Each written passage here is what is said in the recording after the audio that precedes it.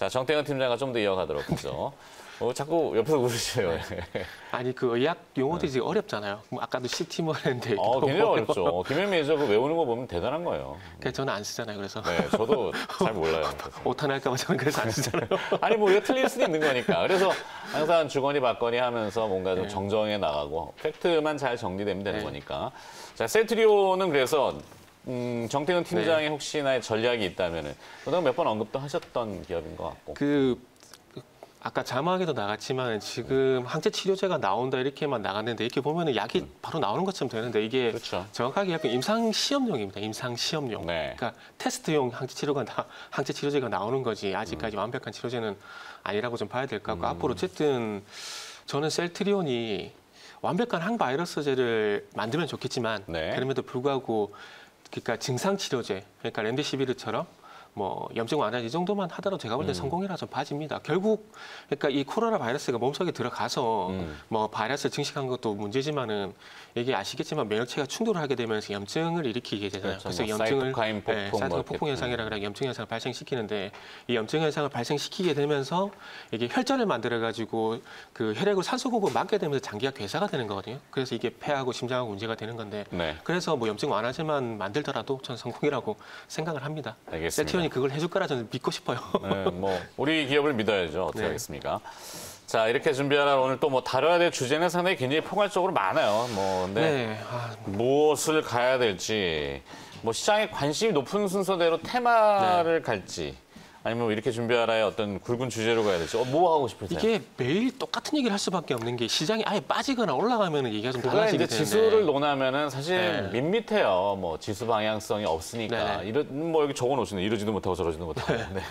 그러니까 지금 뭐 이전부터도 뭐 두대 잡기식 장세라고 말씀드렸지만 지금은 더 그런 것 같아요. 인덱스 투자는 뭐 의미는 없고 지금.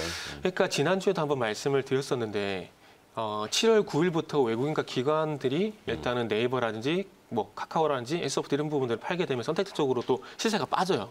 그러면은 이쪽에서 빠져나가게 되면 어느 쪽으로 확실하게 어떤 종목적으로 매수가 들어가야 되는데 지금 현대차 중심에서 자동차 섹터 외에는 뭐 확실하게 들어간 게 없거든요. 뭐 테슬라 또 이렇게 사실 뻔하다는 의미는 좀 그렇긴 합니다. 그러니까 지금 그래서 이렇게 어찌 보면 이쪽에서 좀 언택돼서 좀 빠지게 되면서 뭐 대형주 쪽으로 이렇게 강하게 들어가야 되는데 그게 아니라 지금 자막에도 나오고 있지만 코로나라든지 풍력이라든지 테마 쪽 니들 쪽 테마 쪽만 움직이니까 그렇죠.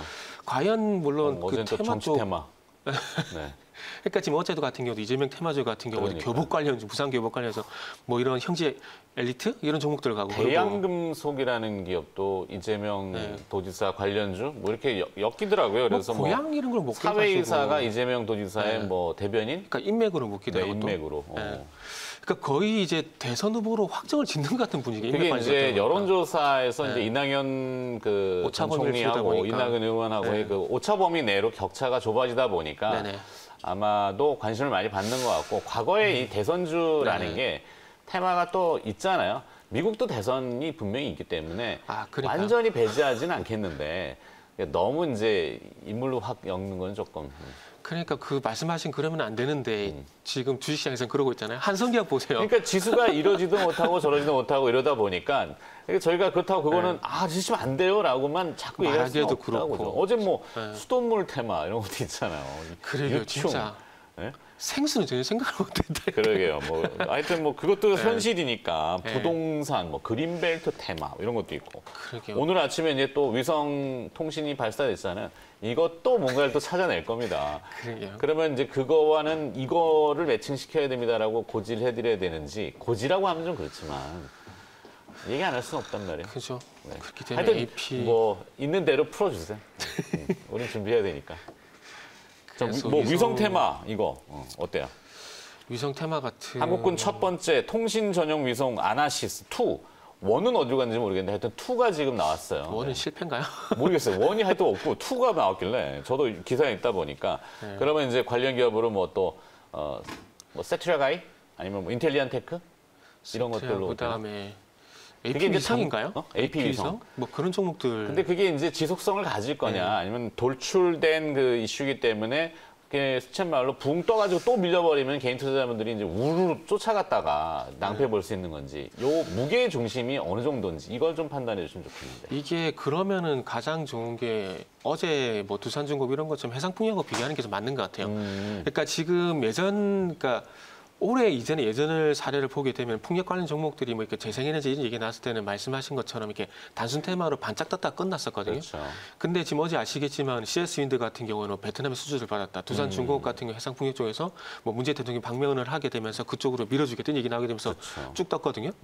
근데 이 얘기를 왜 꺼내냐면은 해상풍력 지금 풍력 같은 경우는 이런 여러 가지 얘기들이 나오게 되면서 좀 추세적으로 갈 만한 기반들을 만드는데 지금 자막에 나오고 있지만 아나시스 2호 발사 성공 같은 경우에 네. 이게 이 발사 성공했다라고 여기서 끝나는 게 아니라 해상풍력처럼 뭐 어떤 정부의 어떤 정책적으로 지원을 한다는 얘기라든지 그렇죠. 뭐 후속적인 어떤 그 산업으로서 뭐 만들어간다 이런 얘기가 나오는 게 아니라면은 이게 단순으로 끝나지 않을까라고 생각이 그렇죠. 좀 들어요. 통신위성에다가 네. 이제 또 유인 뭐 이런 식으로 나온다든지. 그러니까 지금 이 발사 성공하고 난 다음에 미국의 그 테슬라 같은 경우에 스페이스X라고 유인선수 발사를 했잖아요. 그러니까 그런 것처럼 이렇게 엮여서 계속 가게 된다라면은 지속성이 있겠지만은 만약 지금 자막에도 나오고 있지만 이런 얘기로 만약에 끝나게 된다라면은 단발성으로 보는 게 맞지 않을까라고 생각이 들거든요. 그리고 지금 시간 이전에 그 이전 시간에 다뤘겠지만 오늘 또 2차 회동이 있잖아요.